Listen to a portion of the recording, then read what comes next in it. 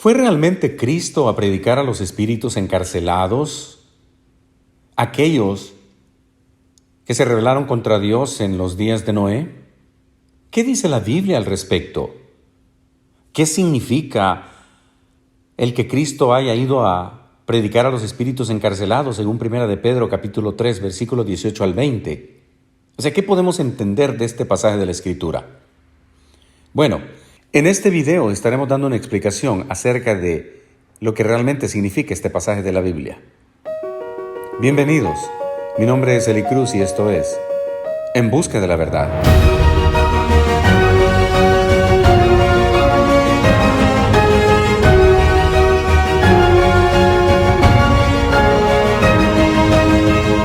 Porque también Cristo padeció una sola vez por los pecados, el justo por los injustos, para llevarnos a Dios, siendo a la verdad muerto en la carne, pero vivificado en espíritu, en el cual también fue y predicó a los espíritus encarcelados, los que en otro tiempo desobedecieron, cuando una vez esperaba la paciencia de Dios en los días de Noé, mientras se preparaba el arca, en el cual pocas personas, es decir, 8, fueron salvadas por agua. Ok, este es uno de los pasajes más controversiales en la Biblia. Algunos le llaman o lo catalogan dentro de lo que son pasajes oscuros en la Escritura, que tiene muchas interpretaciones y que realmente es un pasaje en donde la teología bíblica es tergiversada. Hay que entender algo. Para comprender si realmente Cristo fue o no fue al infierno a predicar a estos espíritus encarcelados, se tiene que entender primeramente qué es lo que sucede después de que morimos. Voy a dejar el enlace de un video que, subí a la plataforma hace varios meses atrás, probablemente casi un año quizás, en donde explicamos exactamente el proceso de lo que es la muerte y el proceso revertivo o revertible de lo que es la vida, que tiene mucho que ver. Entonces, en ese video vamos a poder entender a cabalidad qué es lo que sucede después de morir. Ahora bien, eso nos va a aclarar si realmente Cristo fue o no fue a predicar a esos espíritus encarcelados. Al asegurar que Cristo fue a predicar a estos espíritus encarcelados, lo primero que se nos viene a la mente es que Cristo bajó al infierno, que Cristo fue al Hades y fue y les predicó a estos espíritus que están bajo prisión en el infierno, quemándose vivos. Podríamos decir, pero realmente ¿cuál sería el punto? Si está en el infierno ya no hay esperanza. La Biblia dice que una vez muere la persona, pues después de esto viene el juicio.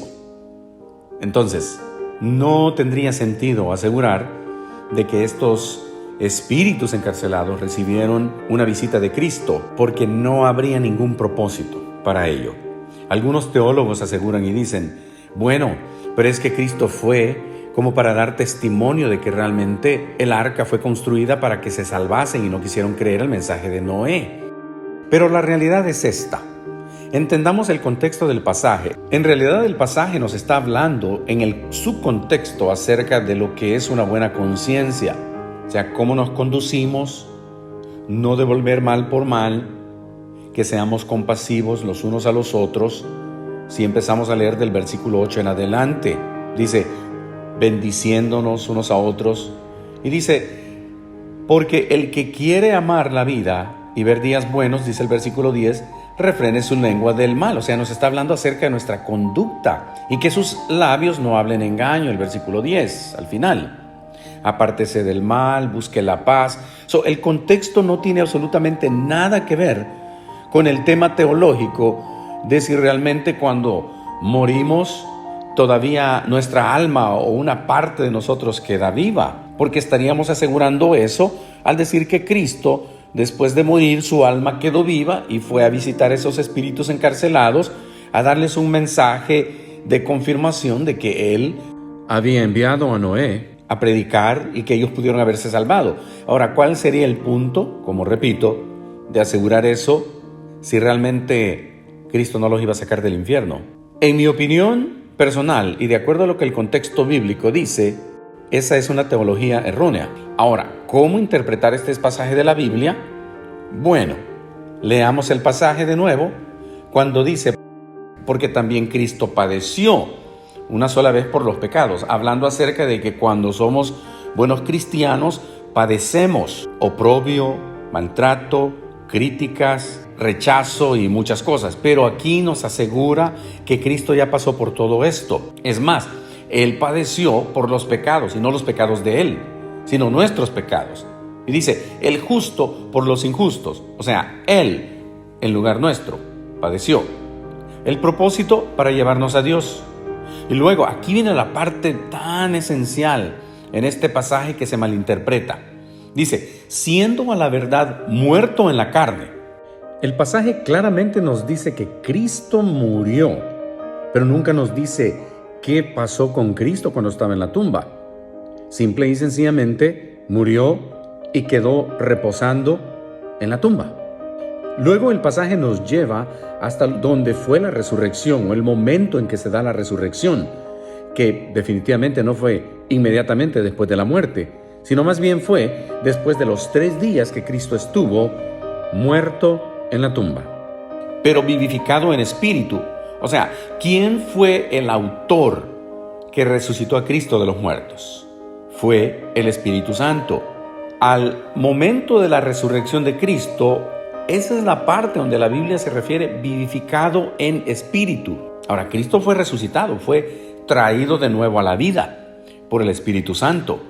Por el Espíritu Santo que lo resucitó, fue y predicó a los espíritus encarcelados. O sea, con ese poder, con el poder del Espíritu Santo que Cristo fue resucitado, con ese mismo poder, Noé predicó por 120 años a los espíritus encarcelados. O sea, espiritualmente hablando, la gente en el tiempo de Noé estaba en cárcel, vuelvo a decir, valga la redundancia, en cárcel espiritual, atados por el enemigo, encarcelados, aprisionados. El mismo Cristo dijo que Él había venido a predicar las buenas nuevas a los enfermos, a los perdidos, a sanar, a libertar a los cautivos.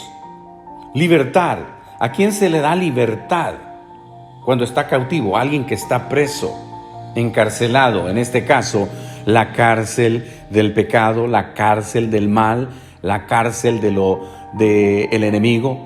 Entonces, el pasaje, la interpretación correcta es que Cristo, habiendo sido vivificado en el Espíritu, o sea, imagínate el poder de Dios para resucitar a alguien de los muertos.